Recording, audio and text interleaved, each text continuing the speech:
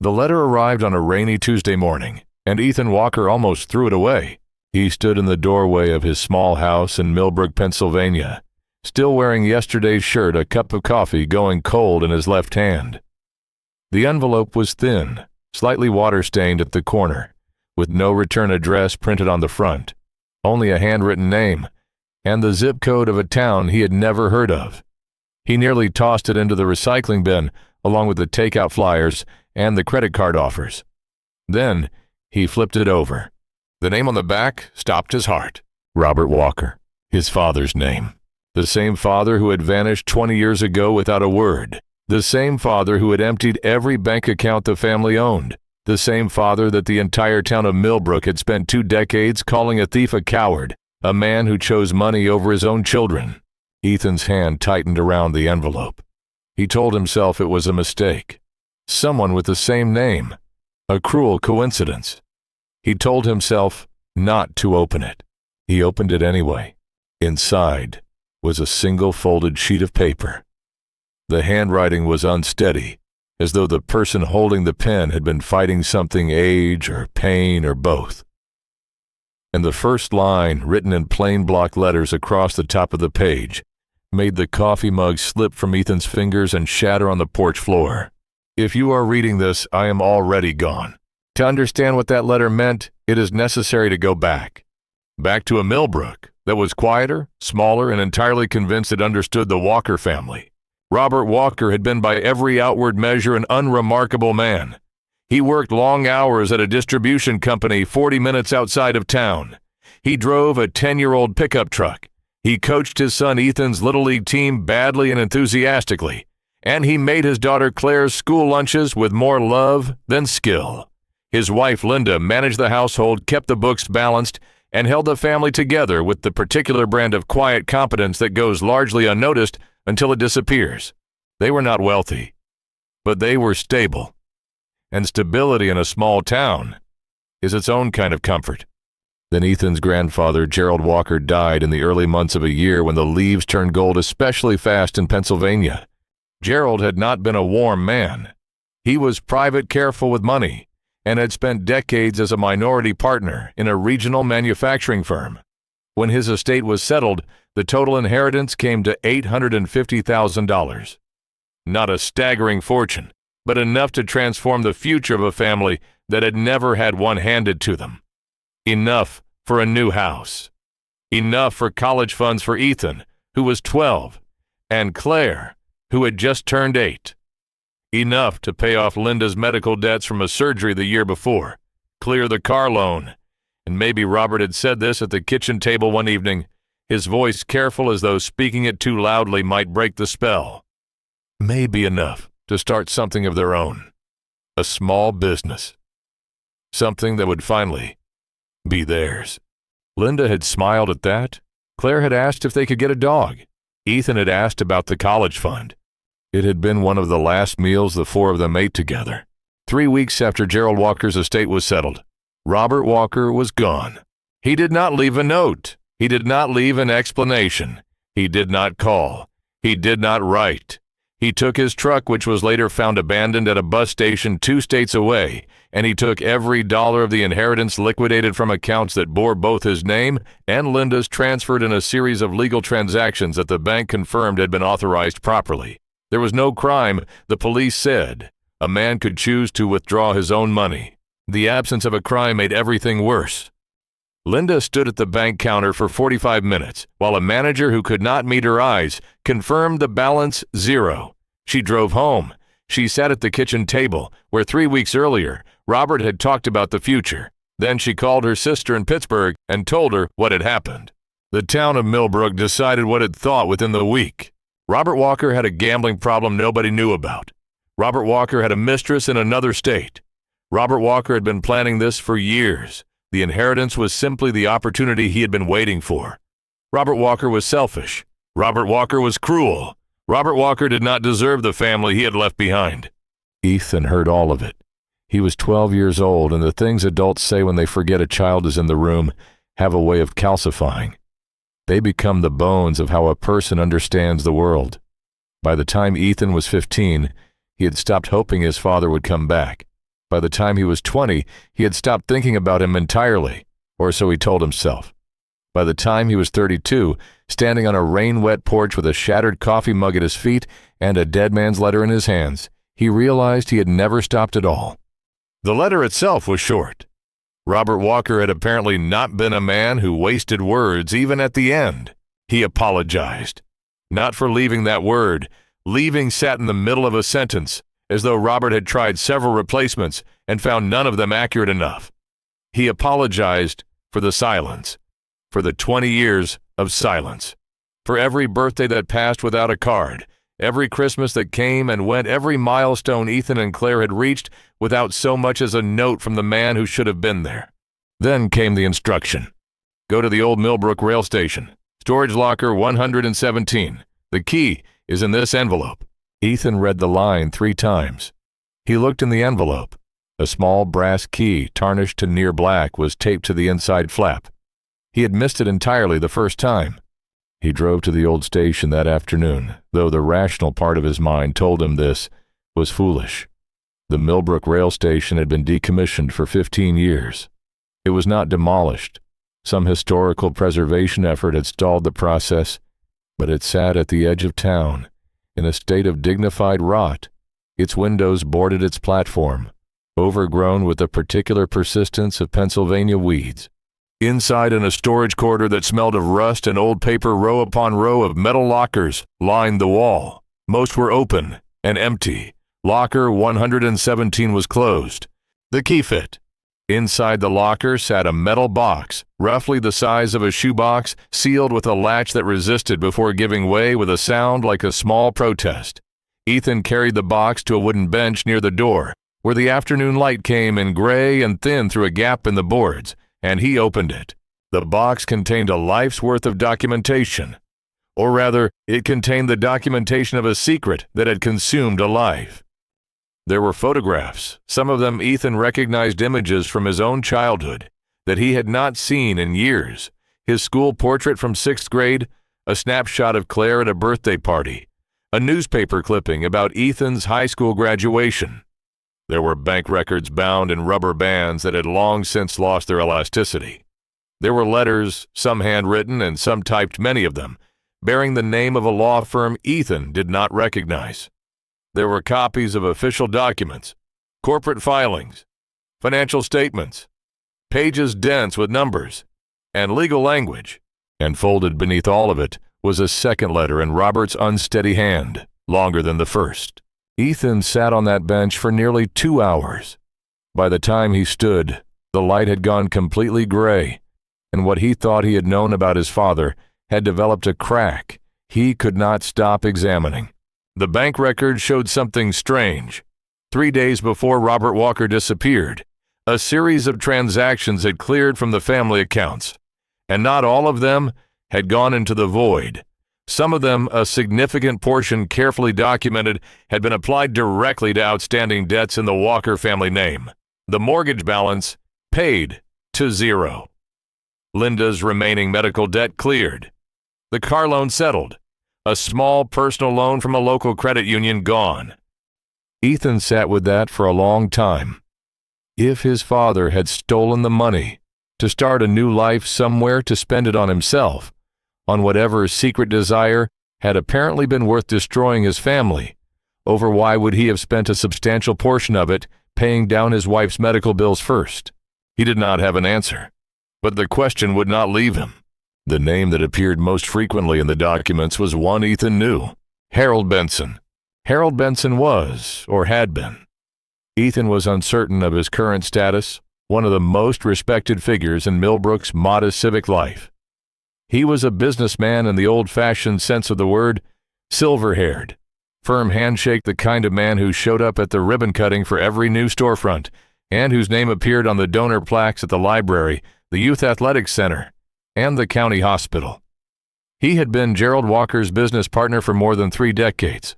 He had spoken at Gerald's funeral. Ethan remembered that. He had stood at the podium and said that Gerald was a man of integrity, a man who had built something lasting, a man who would be missed. He had said it with the particular practiced ease of someone accustomed to being believed. The documents in the metal box told a different story about Harold Benson. The corporate filings showed discrepancies going back years, large sums transferred to accounts that appeared only briefly in the records before vanishing. The financial statements had notations in what appeared to be Robert's handwriting, circling figures, drawing lines between entries, adding up totals in the margins. Several pages bore signatures that Ethan, even without expertise, could see were irregular. The same names signed in handwriting that varied too much between documents to belong to the same person. The letters from the law firm were cautious hedging, but they described in the careful language of people who understood legal liability a situation involving substantial missing funds, a pattern of financial misrepresentation stretching back more than a decade, and the real possibility that certain individuals adjacent to the business partnership individuals who bore the Walker name could be exposed to significant liability. Ethan read that last phrase 3 times. Exposed to significant liability. He needed to know more, and there was only one person left who might be able to tell him. James Whitfield had been a small-town attorney for 40 years before his retirement. He was 76 now, and he lived in a house on the eastern edge of Millbrook that smelled of old wood and pipe tobacco, though he claimed to have given up the pipe a decade ago. He answered the door in the way of a man who had learned caution in old age, opening it only part-way, studying Ethan through the gap with eyes that were still sharp. When Ethan told him who he was, something moved across the old man's face. Not quite recognition. Something more complicated. When Ethan opened the metal box and spread a selection of the documents on James Whitfield's kitchen table, the attorney's caution dissolved. He sat down slowly, as though his legs had decided the weight of the moment required it. He was quiet for a long time. Then he began to talk. Robert Walker had come to James Whitfield approximately 1 week before he disappeared. He had arrived in the late evening unannounced, carrying a folder of documents that he spread on this same kitchen table. He'd been, in the attorney's words, not panicked, but something close to it, a man who had understood the shape of a danger and was thinking clearly and rapidly about how to address it. Robert explained what he had found. After his father's death, going through Gerald's papers to settle the estate, Robert had discovered evidence of what appeared to be large-scale financial fraud at the heart of the business Gerald had co-owned with Harold Benson. Money had been systematically redirected over years. Signatures had been forged. Offshore accounts bore the names of entities that existed only on paper. The manufacturing firm had been in some ways a vehicle for Harold Benson to enrich himself at the expense of investors, creditors, and his own business partner. But Harold Benson had been careful, and in his carefulness, he had constructed a paper trail that could, in the right hands, and read in a certain light point toward the Walker family as knowing participants. Gerald Walker's name was on documents. The Walker estate, and by extension the inheritance, was entangled in the obligations of a business that was beneath its respectable exterior, built on fraud. Robert had gone to the attorney with one question: what would happen to Linda and the children if this collapsed? James Whitfield had told him the truth. Litigation, asset freezing, the possibility of criminal investigation before anyone could prove what anyone had actually known. A process that could take years and leave Linda and the children with nothing, and worse than nothing. Robert had listened. He had thanked the attorney. Before he left, he had said 4 words that James Whitfield had thought about ever since. "Protect my family, please." Ethan sat across the table from the old attorney and did not speak for a long time. Then James Whitfield said the thing he had apparently needed to say for 20 years. "Your father wasn't planning to run away, son. He was planning for something else entirely, and I should have found a way to tell you that a long time ago. I am sorry I didn't." Ethan spent the following weeks reading everything in the metal box. He cross-referenced the documents against public records, against archived news from the period, against corporate filings he requested through official channels. He drove to a county records office 3 hours away and sat in a fluorescent-lit room for an entire afternoon. He called his sister Claire, who lived in Chicago now, and told her what he was finding. She listened without speaking for so long that he thought the call had dropped. The picture that assembled itself was not simple. Real situations rarely are. Harold Benson's business empire had been under pressure for years before Gerald Walker died. Dangerous creditors. The word dangerous, appearing more than once in Robert's private notes, underlined and circled in a way that suggested he meant it literally, had extended significant capital to the firm under arrangements that were not entirely legitimate on either side. When the business began showing the strains of its own internal fraud, those creditors began looking for recovery. Harold Benson, faced with collapse, had identified the Walker family as a convenient point of redirection. Gerald's estate would be absorbed into the firm's liabilities. The family name would be attached to the debt. And Harold Benson would walk away from the wreckage pointing at dead men and grieving widows. Robert had understood the entire structure by the time he went to James Whitfield. And he had understood one more thing: going to the authorities immediately with incomplete documentation and no time to prepare would not protect his family. It might accomplish the opposite. The creditors Harold Benson had dealings with were not the kind who waited patiently for legal proceedings to conclude. So Robert Walker made a choice that destroyed him. He liquidated the inheritance. He used the majority of it to settle the financial obligations tied to the Walker name, to cut the legal and financial threads that connected his family to Harold Benson's collapsing empire. He paid Linda's debts and the mortgage and the car loan so that she would own what she had free and clear regardless of what came next. Then he took what remained and disappeared. If the creditors came looking, they would follow him. Not Linda, not Ethan, not Claire. He had known exactly what he was choosing. He had known what the town would say. He had known what his children would grow up believing about him. He had done it anyway. There was one more item in the metal box that Ethan had saved for last, because the label on the small digital recorder felt too heavy to face, until he had understood everything else. The label said in Robert's handwriting, "For Ethan and Claire, listen when you're ready." Ethan listened alone on a Sunday afternoon, sitting at his kitchen table with the recorder in front of him and the metal box to one side. The voice that came through the small speaker was older than Ethan remembered. Rougher. There was a quality to it that he recognized not from memory exactly, but from the way certain things are written into a person before they know it. The rhythm of the sentences, the particular way a pause was held before a difficult word. The recording was approximately 22 minutes long. Robert Walker spoke without notes, or at least without the hesitation of someone reading.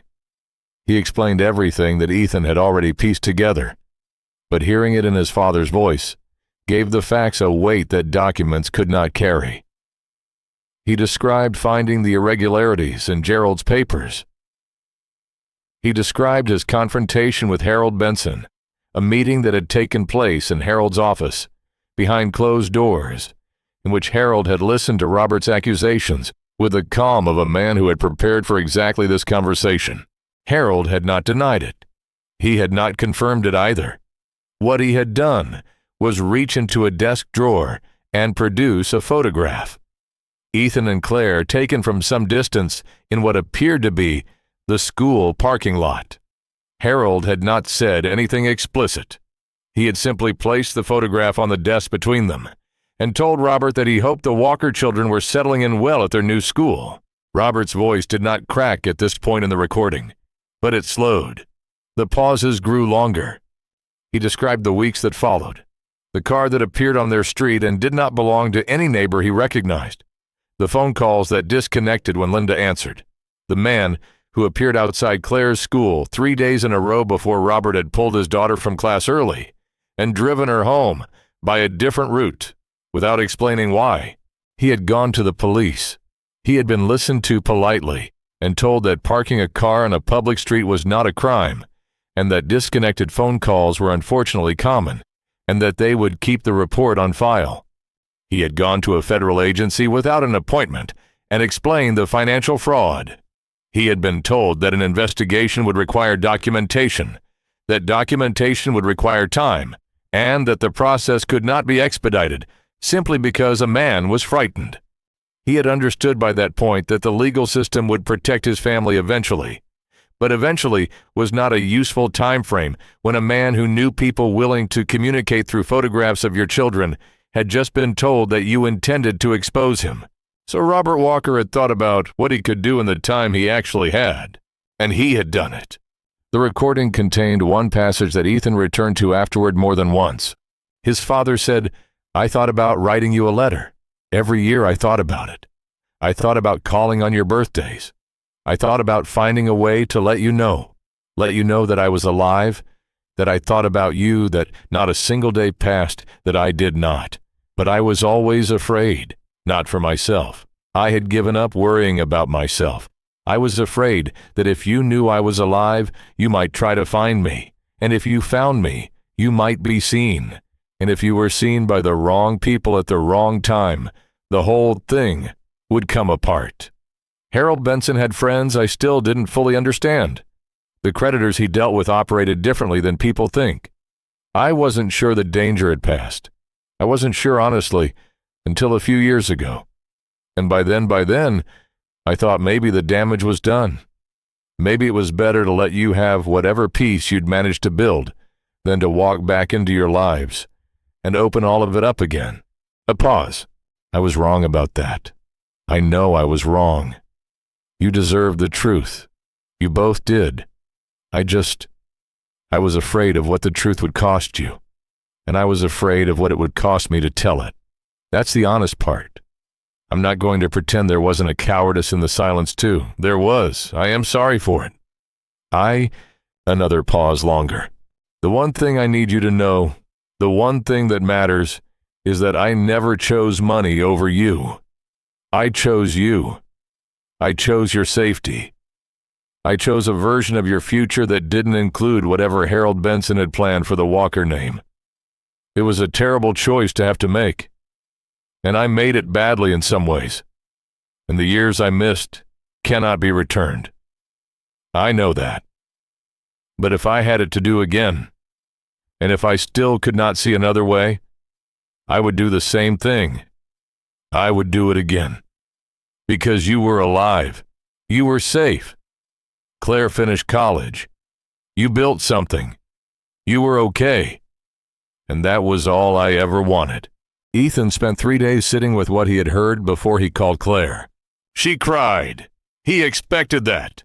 He did not expect that she would also, in the same conversation, already have started researching Harold Benson's current situation.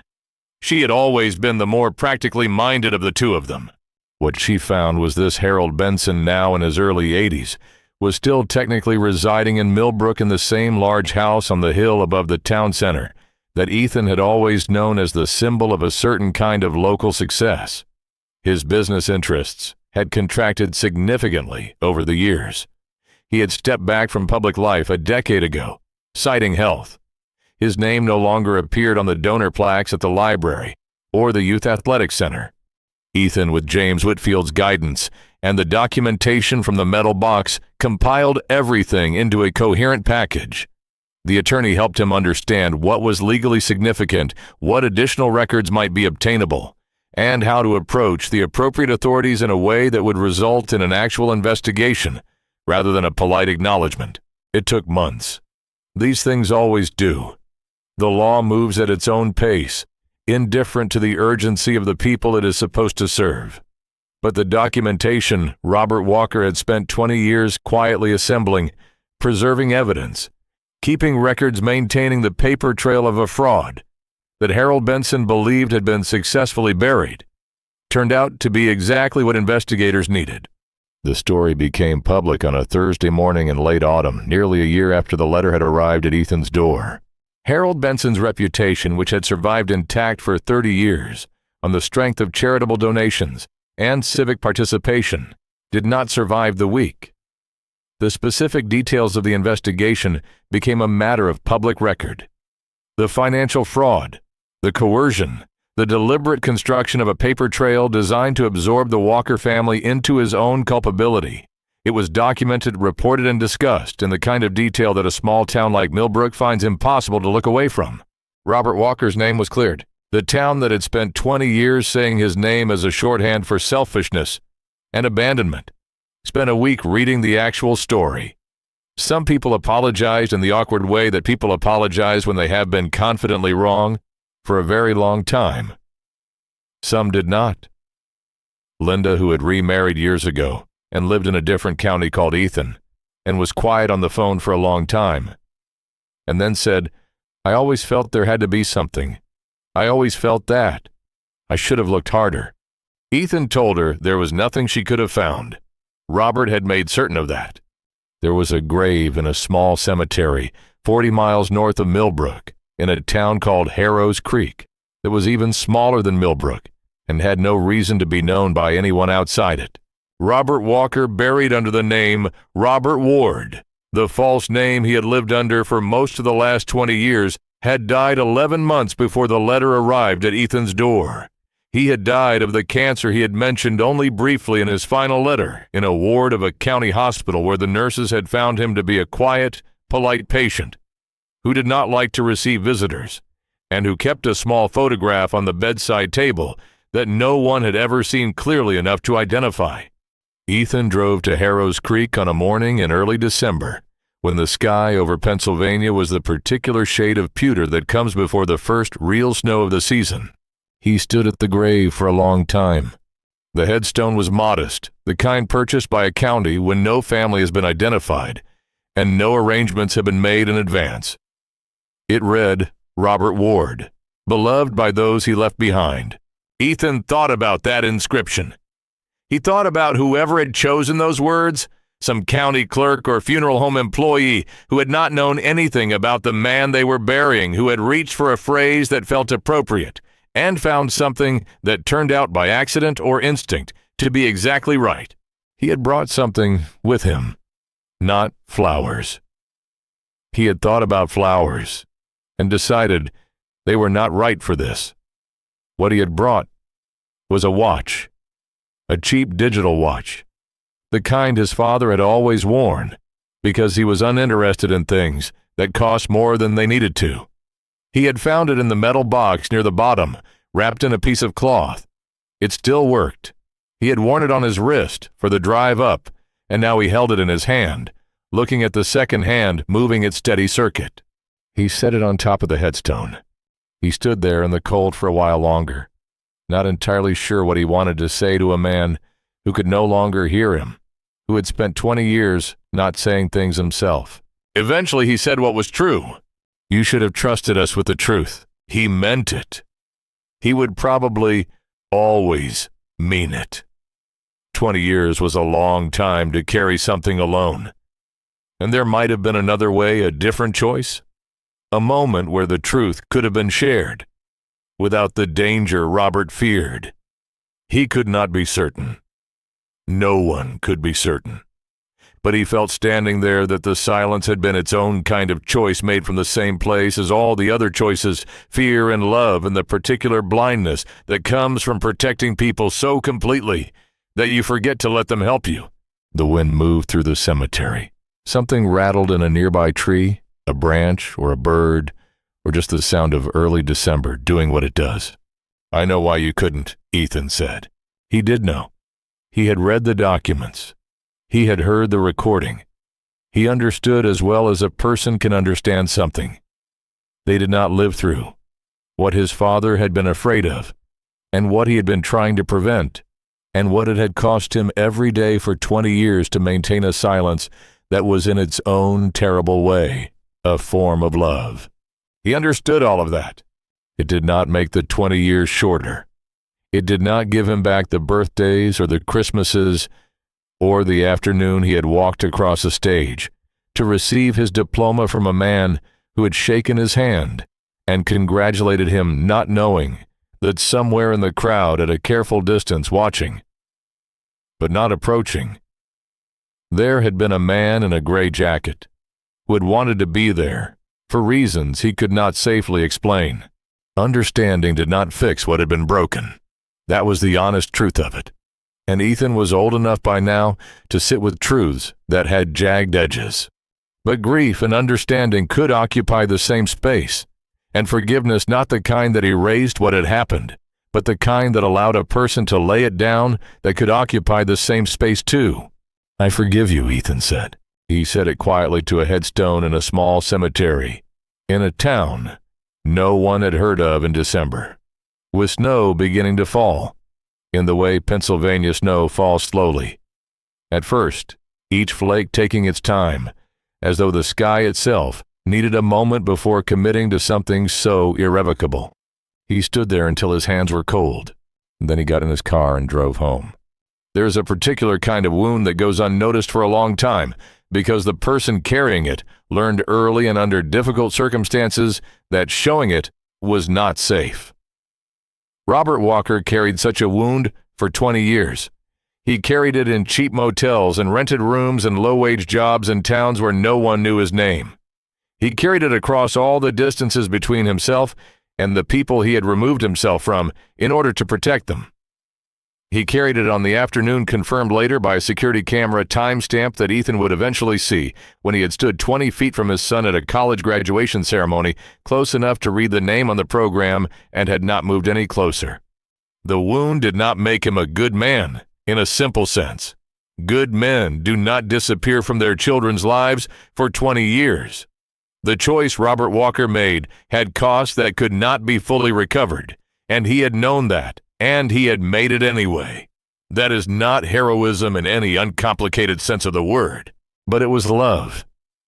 Imperfect, frightened, self-erasing love, the kind that looks from the outside exactly like abandonment. The kind that requires the full story before it becomes visible for what it actually was. Sometimes the people who hurt us most are carrying wounds we cannot see. And sometimes the greatest sacrifice looks for 20 years, like the worst betrayal, until one rainy Tuesday morning, a letter arrives at the right door from a man who is already gone, who spent the last months of his life making sure that the truth would outlast him. That is what Robert Walker left behind. Not money, not property, not the inheritance that had started everything. The truth, carefully preserved, patiently maintained, and delivered at last to the people who had been waiting for it the longest, even the ones who had long since given up believing it existed.